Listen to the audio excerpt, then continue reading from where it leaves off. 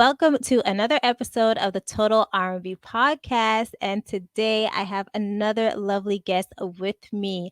I have the one and only Autumn Corin. How are you, Autumn? I'm good. How are you? I'm doing great. Love the look, love the pink top you got on and everything. Thank you so much. I did this in like 30 minutes, not gonna lie. Right? It's always a rush, especially like when stuff is like done through like a Zoom or like StreamYard. Gotta Yeah, like rush, yeah, get your stuff together for camera. yep. Exactly. No, I feel you. I feel you. So thank you so much for taking time out of your day to speak with me. I can't wait for my audience to hear more about you. But Yeah. I always start off the podcast asking the same question all the time. What is your first memory of R&B music?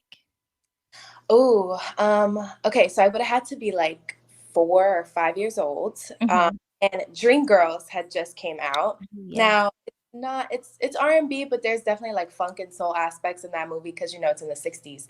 And I just Mhm. remember like my eyes glued to the TV, like fixated on Beyonce and Jennifer Hudson and Anika Noni Rose. And I just remember like, oh my gosh, I want to do that.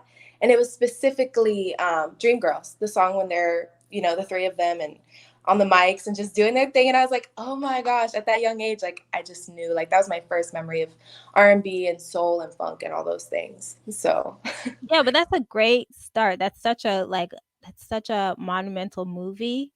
And seriously, yeah. it's been like a play that's always been like within like our history too. So like even having back in the day like Loretta Devine and Cheryl Lee Ralph um, Yeah. in it originally, and then having Beyonce and Jennifer Hudson, who is a powerhouse, Oh my doing the God. movie is amazing with Jamie Foxx and Eddie Murphy. Like, Oh my gosh. Just amazing. Like powerhouses, all of yeah. them. So would that be something you would want to do? Is like if they said, "Okay, Autumn, we're about to take this show on the road on Broadway." Absolutely. Yep, I would do it. And that's so funny that you said that because one of my biggest goals actually is to be like a leading lady on Broadway at some point. Okay. And so if it was for Dreamgirls specifically, like I'm all in. Like I am there. I'm doing it. What's another one that you would wanna, like, try out for or be offered the role? Yeah. So another one of my favorites is Hairspray. Ooh, Um, yes. that one came out around the same time. I know there was an older one like back in the 80s or 90s, but Mhm. definitely try out for that one too. So Okay.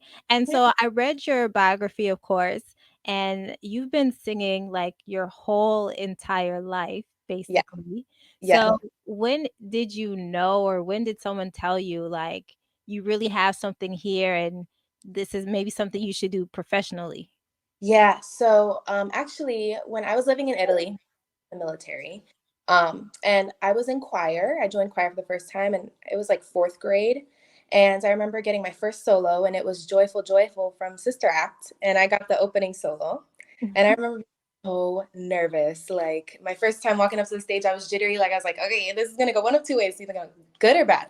So I do the solo, and I just get like the biggest round of applause. Like you couldn't even hear the opening of like the verse, right? So afterwards, when we got done with the performance, the general came up to me and gave me the coin of excellence.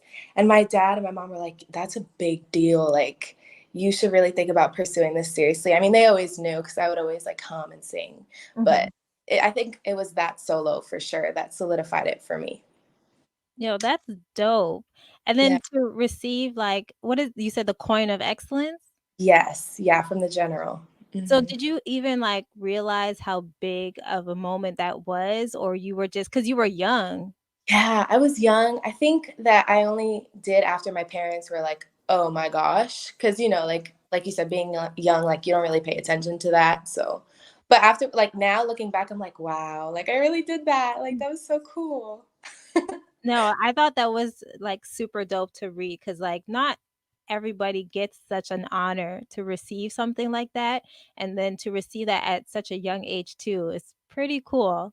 Yes. Um And during that time, because you've done, like, the choirs, you were in a cappella group and different things like that. So what do you remember about that time, or what, like, advice did you receive during that time that really has helped you today? Um, because I had so many different choir directors, all of which helped me in a specific lane. Like, for example, like my middle school director really helped me with my technique and like the operatic side of things. And then I moved again, so same like middle school director, but a different one. He just really like allowed me to express myself and be creative and do all the things, like try out for all the solos, regardless of the like the genre. And then Mhm. once I got to high school, I had my music teacher. She was very much about the professional aspect of it and like how to perform on stage and stage presence. So I think all three of them really had a like a special hand in that and like teaching me the different ways to just express yourself and be creative. And I think that that really aided me, especially now. Like it's just so cool to think back to and have had the encouragement from all of them because I feel like Mhm. music in schools nowadays, especially, is not very much focused on. So I'm just grateful to have had their help. No, but that's good that you had that experience because, like you said, like music is kind of put on the back burner when it comes to like education wise. You don't really get it. Like the funding is not there unless you go to an actual like performance art school. Yes. Then you kind of get to tap into those different aspects of entertainment. But yeah, for Right. us, like I even remember in high school, like we had like a really good jazz band, Hmm. but again, it was like a struggle for my teacher to like get us certain things or like she wanted us to take us out like to do this competition and stuff, but it Right. was always like a struggle for her to like get those things together.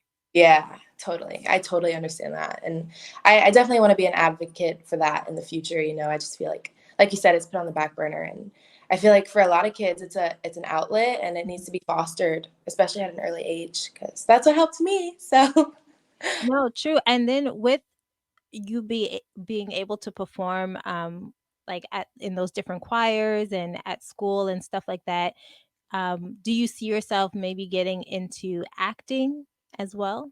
yeah, absolutely. Kind of going back to like the whole Broadway thing, like I love the aspect of like performing live and doing live shows.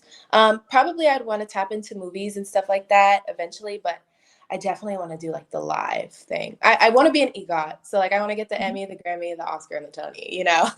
So yeah, that would include doing motion pictures and live Broadway stuff, I guess, like plays. So yeah. So what kind of role would you envision yourself playing when it comes to motion pictures? Because we Oh, know Broadway, we know what you want, you know. yeah. Yeah. That's a good question. I don't know, probably like have you seen Obsessed with Beyonce in it and Yeah. Idris Elba? Yeah, probably like that role. I love everything Beyonce. So it's like it's hard. Everything is like Beyonce, Beyonce. But probably like her role, like stepping out of my comfort zone with that kind of thriller, but still like like it was still compelling to watch. So Mhm. probably something like that. I know that sounds kind of crazy, but yeah. No, but I think it's fun playing those crazy roles where you get to just lash out and like, kinda attack someone. Yes, exactly. Like I've never done that before, so why not try it? You know? It's true, and you never know what may come around, like, someone may reach out to you and they may have, like, Mhm. that role waiting for you because they always do those types of movies every now and then, so Right. that would Yeah. be that would be super dope. And then another thing too, because you are a solo artist, but you've done a lot of things, like, with the choir, the a cappella groups, or whatever. Have you ever, like, been in a girl group before, or you've always been solo?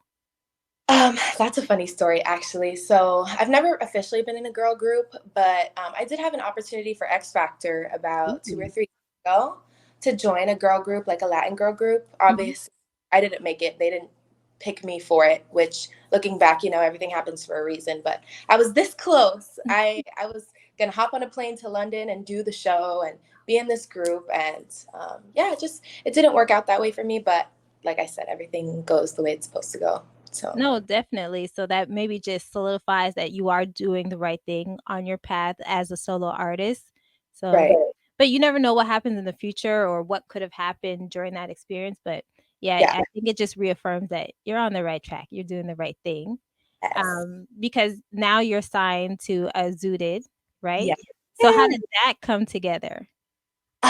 Yeah, so I signed to them back in July of 2020. I had just graduated from high school and I was kind of in like a do I go to college and like be there full time, going to class and everything, or do I pursue this opportunity? Like, to be honest with you, they had been reaching out to me for like months, but I was still in high school. I was still trying to focus on finishing school. So I was like, all right, like it can't hurt. I had already had some previous opportunities that fell through. So I was like, okay, cool. Next thing you know, I'm on a FaceTime or like a Zoom with DDG and Dimitri, Wow. manager, and I think Eric was on there too, who's legal partner. Mhm. But yeah, and then they wanted to move forward like so quick. Like I was like, oh my gosh. And then next thing you know, I was in LA and I recorded my first single, Unbothered. So Wow, and did they discover you? Because your social media is crazy. You're always singing down the place, singing covers and stuff, so is that how they found you or connected with you? yeah, so Dimitri, who's my manager, he told me that they found me just through like a cover that had went viral. I think it might have been my Halo cover or Keisha Cole Love. Mhm. Um, but yeah, I remember that's how they found me was through that. So That is so dope. So, because you've been able to organically grow your social media, like your numbers are crazy. Like Instagram, you're over like 98K. TikTok, you just celebrated over like 500K. Like, and it's yeah. consistently growing. So, Mhm. for an artist who maybe is just starting out and they want to get to where you are, what advice can you give to them to grow their social media? Um, First and foremost, I would say to be patient, because if you're anything like me, you want everything to happen quickly and you just like can't let things flow and go slow. So that would be my number one tip.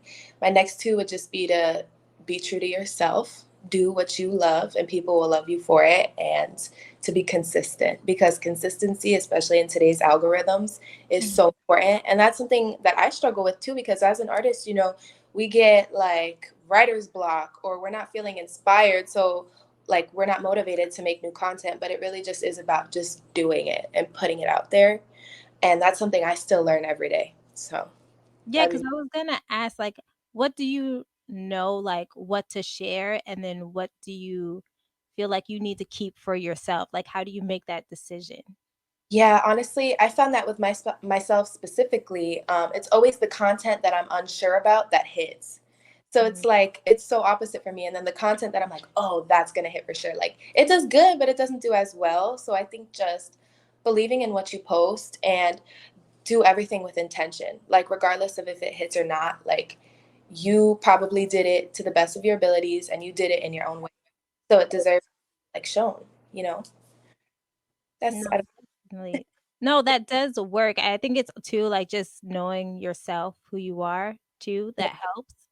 yeah. Um, and I know for me, sometimes, like, social media can be overwhelming, um, always having to keep up with everything. So, what do you do to, make sure you're not going crazy? Oh gosh, honestly, I mean, I'm, I can't really say that. I feel like I'm pretty picky about who I follow and Okay. like who I like talk with and have conversations with. Obviously, I respond to people in my DMs, like fans and stuff, but it's really hard, especially, like as women in this society, like all of the standards and things that we need to be fitting into, like it's definitely hard. So sometimes I just need to turn my phone off because I know that I can't like just deactivate my account. That wouldn't be good. But I just have to set it aside sometimes, and that does the trick normally. So, I gotta try and practice that. It's so hard to just turn the phone off and put it to the side because I wanna check something. I wanna check my email. I wanna check social media, see what's happening. Did I yes. get any text messages, Yes. phone calls? Girl, me too. It's so like it's ridiculous how much like we're like it's an addiction. Like I don't my hand is always wanting to reach for my phone. But I found that like when I'm off my phone and I'm present, like I've just tried I'm focusing so much on being present and wherever I am because I always travel. So it's so hard to enjoy the moment. I feel like my phone takes that away from me. So, you know, just doing my best with that. Yeah, no, for real. It is a challenge, but yeah, I think I am gonna try that to just be in the moment. So, like, I'm not trying to record every little thing and just be Right. present, enjoy. Yes. I We'll gotta see how that goes. Hopefully, it's not yes, good. let me know. Let me know how that goes, girl. Me too. Okay, so I wanna get into the music because you have your single out now, Soundproof, which is a dope song. So let us know all the things, like who produced the song, how did it come together in the studio? So, I recorded that actually about a year and a half ago, or yeah, like a yearish, whatever, about that time frame.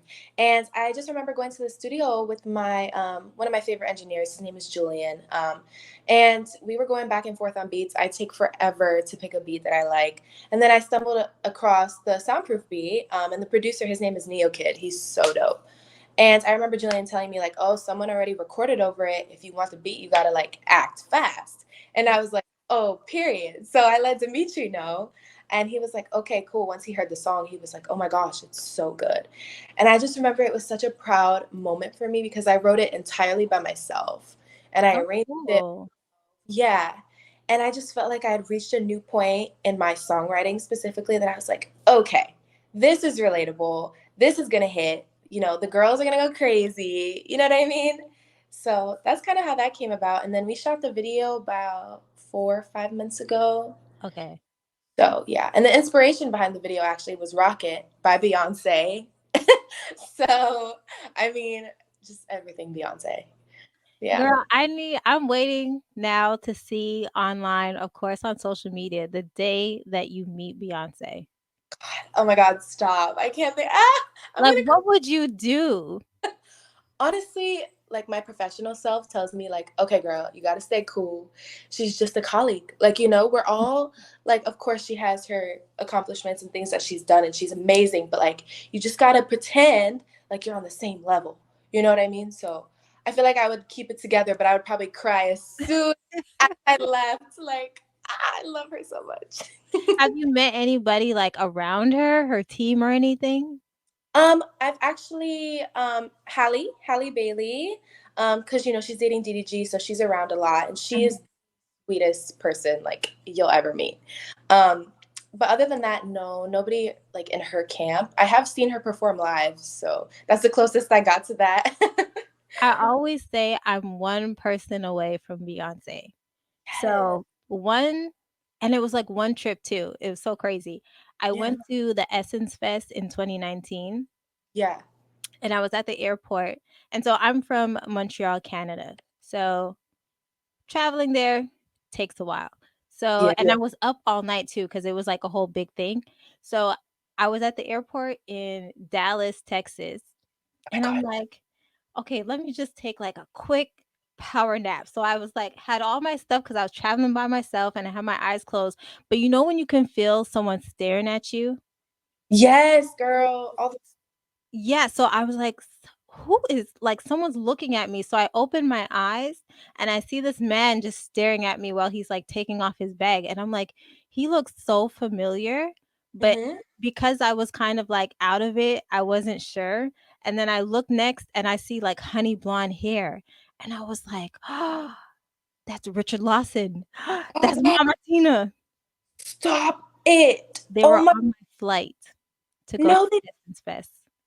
oh my God, I would flip out like so fast. That's crazy, girl. That's crazy. Insane, so I reached for my phone and I'm texting my friends like, "Oh my gosh, Tina Lawson's in the airport. She's gonna be on my flight. She's sitting down." But I'm like the type of person where I never approach celebrities.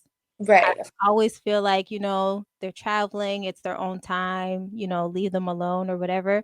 But eventually, like, obviously people recognize her, so they were going up to her to talk to her, but I just left it alone. But Right. damn, but looking back, I'm like, I should have said something, but Yeah. I didn't. And then when I was at Essence Fest, I got to be backstage.